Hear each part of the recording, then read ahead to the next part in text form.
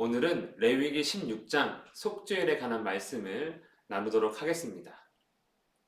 레위기의 큰 주제는 거룩함입니다. 거룩함은 하나님께 드려진 상태, 즉 하나님께 속한 것은 거룩한 것, 하나님께 속하지 않은 것은 속된 것이라고 구별하고요. 이 속된 것은 다시 두 가지로 구별할 수 있는데 하나는 정결한 것, 하나는 부정한 것입니다. 정결한 것은 하나님께 드릴 수 있는 상태, 부정한 것은 하나님께 드릴 수 없는 상태를 말합니다. 그래서 나답과 아비후가 하나님께 드릴 수 없는 불, 이 부정한 불을 하나님께 제사 드렸다가 하나님께로부터 나온 불에 타 죽게 되는 것이지요. 그러니까 이 부정한 것은 사람이 생각하기에는 좋아 보인다 할지라도 하나님께 절대로 드려서는 안 됩니다. 하나님께는 반드시 정결한 것만 드려야 합니다. 그래서 제물도 흠 없는 제물을 하나님께 드린 것이죠. 부정한 것은 계속해서 부정한 것은 아닙니다. 부정한 것을 피의 제사를 통해서 정결하게 되고 정결하게 된 것은 다시 하나님께 드릴 수가 있는 것이지요. 그래서 사람이 죄로 인해 혹은 죄가 아닌 다른 이유로 인해 부정하게 되었다면 제사를 통해서 정결하게 될 수 있고 그때 비로소 하나님께 우리 자신을 드릴 수가 있는 것입니다. 이것만 기억하면 사실 레위기는 다 기억하고 있는 것으로 봐도 무방합니다. 하지만 우리가 이제 늘 어떻게 보면 부정할 수밖에 없는 상황입니다. 왜냐하면 음식, 출산, 피부질환, 곰팡이, 그 다음에 피부에서 나오는 여러 가지 유출에 관련된 것들을 보면 이것이 정상적이든 정상적이지 않든 다 피할 수 없는 거예요. 우리가 그냥 살다 보면 피부에 나지 않습니까? 그러면 이제 피부 질환으로 부정한 사람이 되는 것이지요. 그래서 광범위하게 이렇게 부정함이 많이 있기 때문에 우리는 부득불 오염될 수밖에 없습니다. 죄를 지어서 부정하게 되든 죄를 짓지 않아도 여러 가지 이런 상황 때문에 생활의 환경 때문에 부정하게 되는 것이지요. 그래서 문제는 뭡니까? 부정하게 되면 하나님께 나아갈 수 없다는 것이 문제입니다.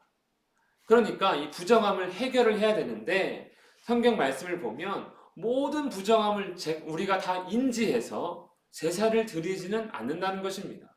어떤 거는 부정해졌음에도 불구하고 그냥 넘어가는 게 있다는 거예요. 그래서 이러한 부정함, 나도 알지 못하게 지은 여러 가지 일들로 인한 부정함의 문제를 해결해야 되는데 그것이 이제 바로 오늘 나눌 속죄일입니다. 유대력으로는 7월 10일에 해당되는 날입니다. 속죄일은 성소의 부정함을 정결하게 하는 날입니다. 회막을 위하여, 또 지성소를 위하여, 또 제단을 성결하게 하는 날. 그러니까 하나님의 성막이 오염이 된다는 것이죠. 그래서 그것들을 다 정결하게 하는 날이 속죄일이 되는 것이고 당연히 이스라엘의 모든 불의와 죄도 깨끗하게 제거하는 날이 바로 속죄일입니다.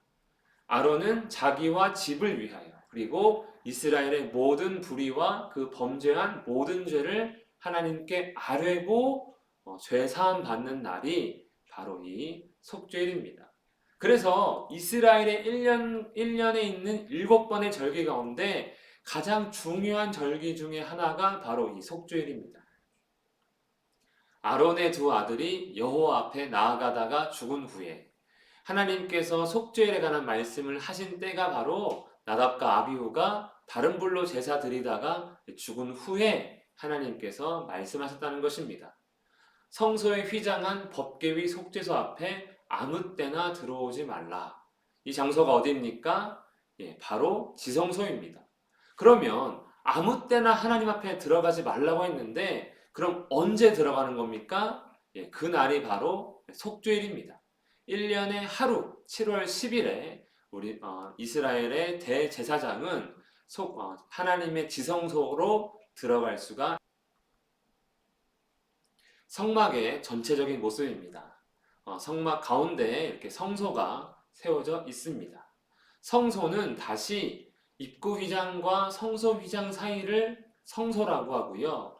성소 휘장 뒤쪽을 지성소라고 하는데 이 지성소에 1년에 한 번만 들어갈 수 있다는 것입니다. 이렇게 지성소에 들어가려면 그냥 들어가는 것이 아니라 준비를 해야 되는데 숫송아지를 속죄제물로 순양을 번제물로 삼고 그리고 세마포 속옷, 세마포 속바지, 세마포 띠, 세마포 관을 쓰고 들어가야 합니다. 이런 모습으로 이제 그리고 이스라엘을 위해서 속죄제물로서 수염소 2마리 그리고 번제물로서 순양 1마리를 준비해야 합니다. 이렇게 준비가 되면 첫 번째 할 일은 대제사장의 속죄제입니다. 대제사장도 사람인지라 이 부정의 문제, 이 죄의 문제에서 자유로울 수 없기 때문에 가장 먼저 자기를 위해서, 자기 집안을 위해서 속죄를 하고요. 그 다음에 행할 것이 이제 2마리의 순염소를 제비를 뽑는 겁니다. 1마리는 여호와를 위한 염소, 즉 하나님께 죽여서 제물로 드리기 위한 염소를 뽑고요. 다른 1마리 염소는 아사셀을 위한 염소인데 이 제물은 죽이지 않고 산채로 광야로 보내는 그런 역할을 하는 것이 이 아사셀을 위한 염소입니다. 그러니까 2마리 놓고 한 마리를 뽑는 거죠. 제비를 뽑는 거죠. 그래서 여호와 나오면 자동적으로 다른 1마리는 아사셀을 위한 것이 됩니다. 아사셀은 떠나는 염소란 뜻입니다. 어디로 떠나는가? 그래서 학자들의 주장을 따르면 어떤 학자들은 이 아사셀은 광야에 저기 사람이 잘 이를 수 없는 어떤 장소의 이름이다 라고 말하는 사람도 있고요.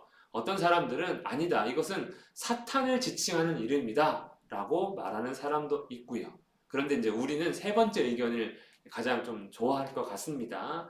아사셀 염소를 광야로 떠나보낼 때 이스라엘의 모든 죄를 이렇게 안수해서 이스라엘의 죄를 다 옮깁니다. 그리고 이 염소를 이제 광야 깊은 곳으로 데리고 가서 놔주는 것이죠. 이렇게 본다면 이스라엘의 모든 죄를 지고 이스라엘 진영을 떠나서 광야로 들어가는 거기 때문에 죄와 완전한 분리 그리고 이스라엘의 모든 죄를 제거하는 그러한 상징적인 모습으로 우리가 이제 이 아사셀 염소를 이해하는 것이 가장 좋을 것 같습니다. 이렇게 모든 준비가 끝나면 이제 대제사장을 위해 속죄제를 드립니다. 숫송아지를 잡고요. 그 피를 받아서 지성소로 가는데 그냥 들어가지 않고 하나님 앞 제단, 그러니까 향단입니다. 성소 안에 있는 향단에서 피운 불을 향로에 넣고 그리고 향기로운 향을 가지고 이제 휘장을 지나서 지성소로 들어갑니다. 지성소로 들어가서 뭐 합니까? 향로 안에 향을 넣어서 향을 태우는 것이죠. 그러면 향기로운 연기가 가득하게 되면서 이제 대제사장은 속죄소에 임하신 하나님 앞에서 자신을 가릴 수가 있게 됨으로써 하나님 앞에 서지만 죽지 않는 그런 역할을 하는 것이 이제 피와 그리고 향기로운 연기입니다. 이게 이제 속죄소입니다. 안에 있는 상자가 언약궤고요. 상자를 덮고 있는 뚜껑과 같은 것을 이제 속죄소라고 말하는데 하나님께서 그 자리에 임하는 겁니다. 2 천사가 있고요. 그 사이에 임하신다고 하나님 말씀하셨는데 이렇게 속죄소를 바로 보는 것이 아니라 연기를 나게 함으로써 하나님과 제사장 사이를 연기로 가림으로써 이제 하나님을 직접 보지 않고 하나님 앞에 설 수 있게 하는 것이지요. 그리고 나서 이스라엘을 위한 속죄제를 하나님께 드립니다. 여호와를 위한 염소를 잡는 것이지요. 그래서 그 염소를 잡아서 피를 가지고 휘장한 속죄소 앞으로 가서 대제사장의 속죄제와 마찬가지로 속죄소 위에 속죄소 앞에 피를 뿌립니다. 이렇게 피를 뿌리면 지성소의 부정함이 깨끗해지고 또 회막의 부정함이 깨끗해지는 것이지요. 휘장한 지성소와 그리고 회막 전체가 이제 피로 인해서 깨끗함을 얻게 됩니다. 정결해지는 것입니다. 그리고 이제 뿌리고 남은 숫송아지의 피와 염소의 피를 가지고 나와서 번제단으로 갑니다. 번제단에 4개의 뿔이 있는데 그 뿔들에 바르고 그 위에 이제 그 피를 뿌려서 이 제단을 정결하게 하는 것입니다. 저렇게 이제 성막 입구에 번제단이 있습니다. 이것이 번제단이고요. 이 번제단에 이제 보면은 4귀퉁이에 뿔이 있는데 여기에 바르고 그 위에 피를 뿌리는 거예요.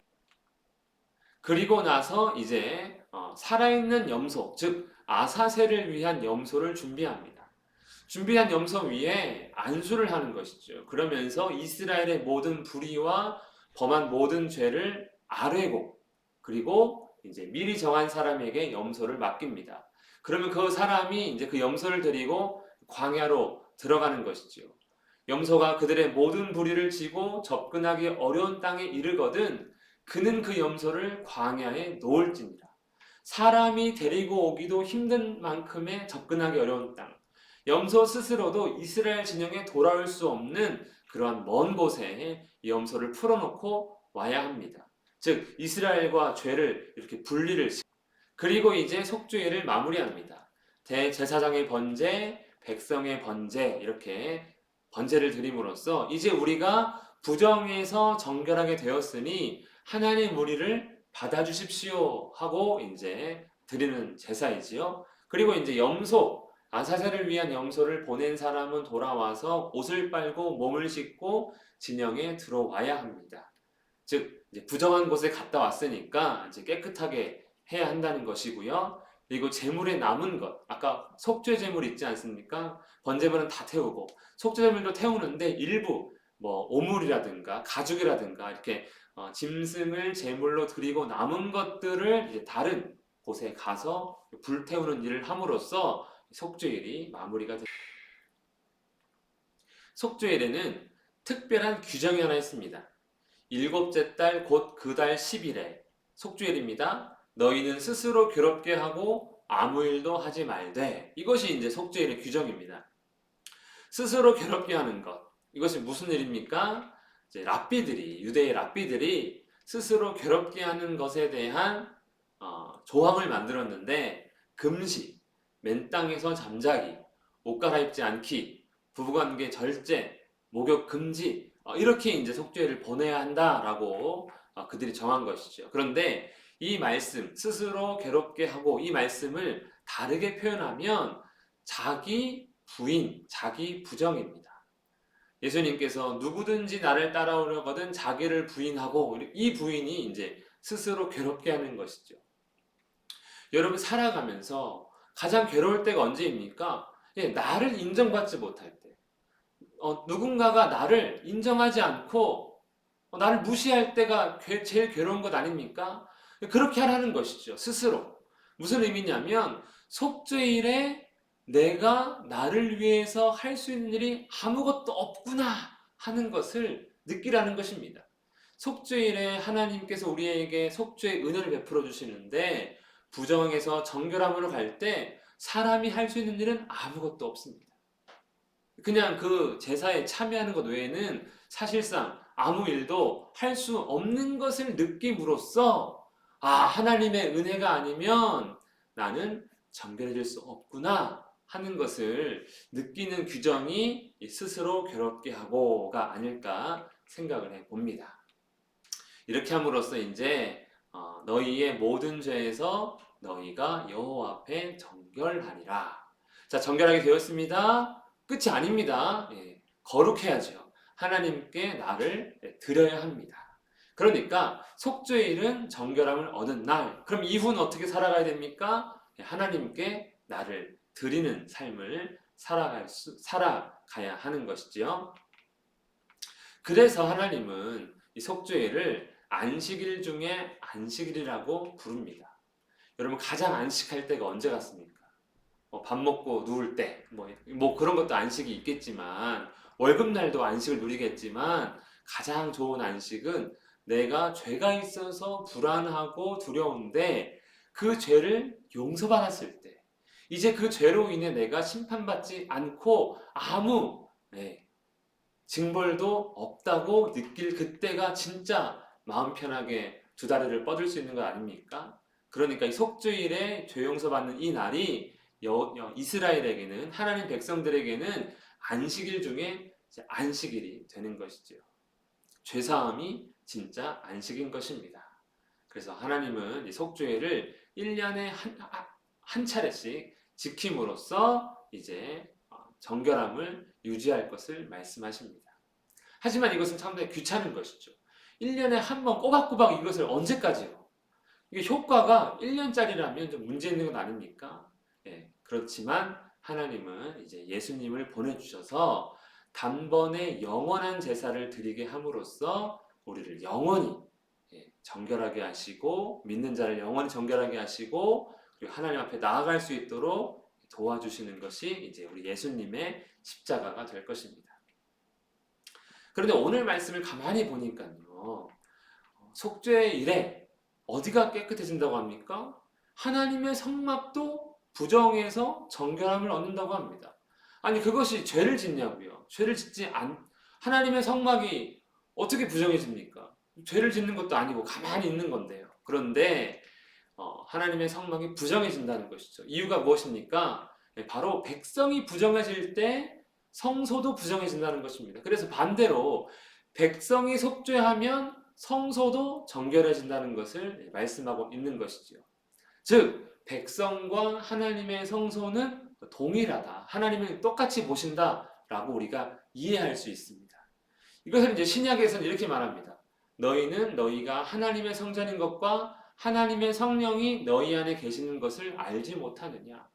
하나님께서 임재하시는 지성소, 하나님을 만나기 위해 사람이 나아가는데 알고 봤더니 하나님은 우리를 성소로 여겨주시는 것이죠. 그래서 우리가 더러우면 성소도 더러워지고 우리가 깨끗하면 성소도 깨끗해집니다. 즉 하나님은 우리가 항상 깨끗하고 하나님께서 임재하시는 데에 아무런 문제가 없기를 바라시는 것이지요.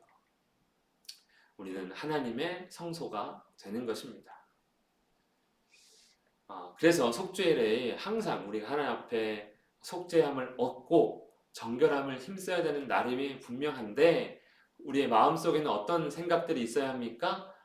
내가 하나님의 성소구나. 우리가 하나님의 성전이구나. 라는 마음을 가지고 항상 하나님 앞에서 정결함으로 거룩함으로 하나님을 기쁘시게 하는 우리가 모두가 되기를 축복합니다. 여기까지 하겠습니다.